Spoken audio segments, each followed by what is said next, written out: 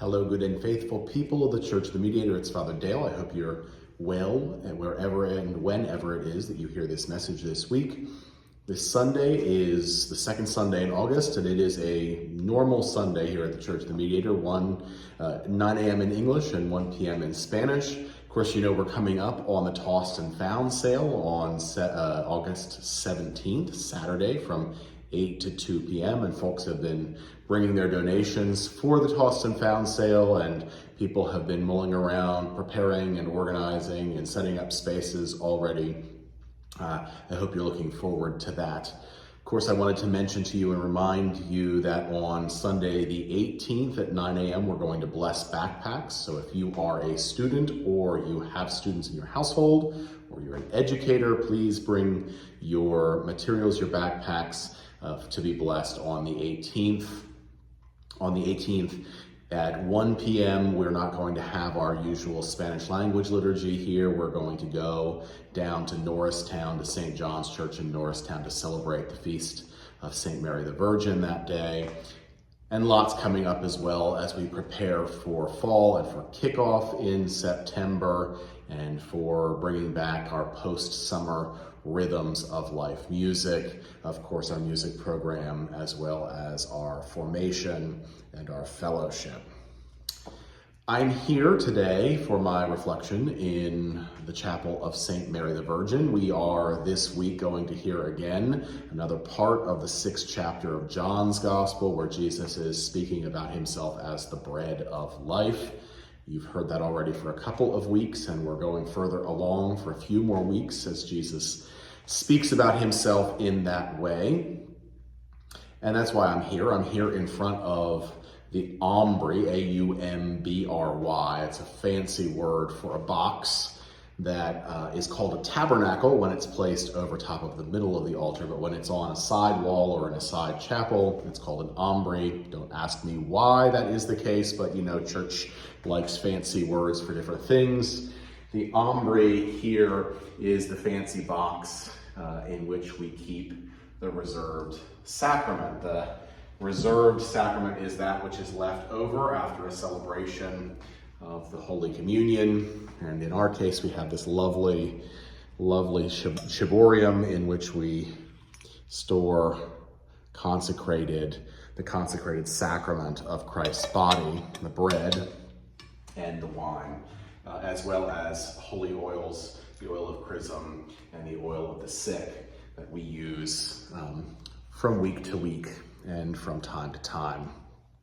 I am here because the idea of reserving the sacrament between celebrations of the Holy Communion indicates that we as Episcopalians, as a part of the Anglican tradition, do understand that the sacrament has a permanence in the sense that it is effectively the sacrament of Christ's body, even when we're not in the middle of a Eucharistic celebration. And that makes us relatively Catholic leaning in our understanding of the sacrament of Christ's body and blood.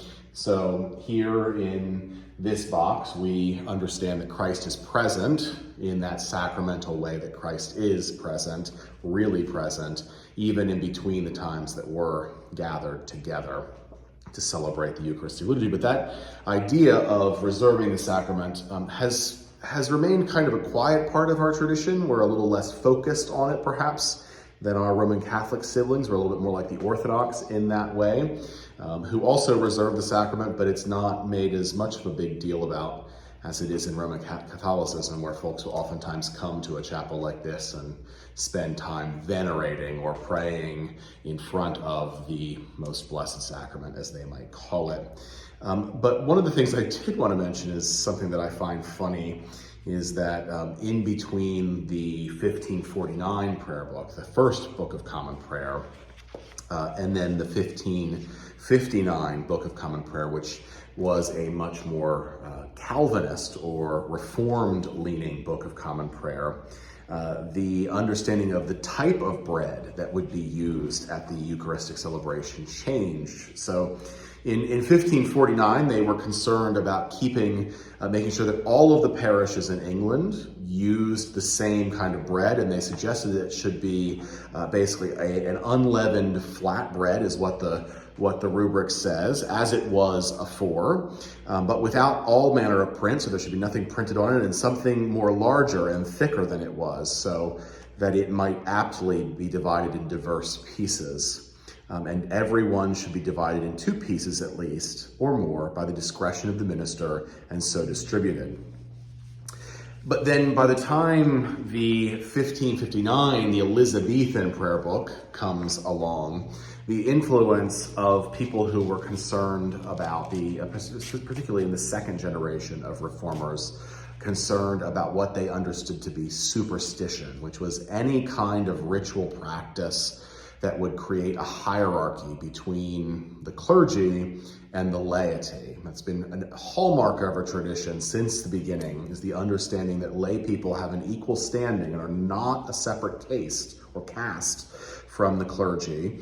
Oftentimes superstitious practices would crop up in the medieval church, in which people would feel like lay people didn't get to touch the sacrament, or should only receive it administered on the tongue so they don't touch it with their hands. Or for much of the medieval period, the laity were not allowed to receive the chalice, lest it gets spilled, because we don't want to spill the sacramental blood of Christ. Or if somebody were to not eat the host immediately, they would be considered to be committing an abomination against the body of Christ, and things like that. Of course, these were superstitions that the reformers were duly concerned about, and in our tradition, that meant that particularly by 1559, they wanted to get away from wafers or from anything that looked like a flat bread, and they actually say, and I love this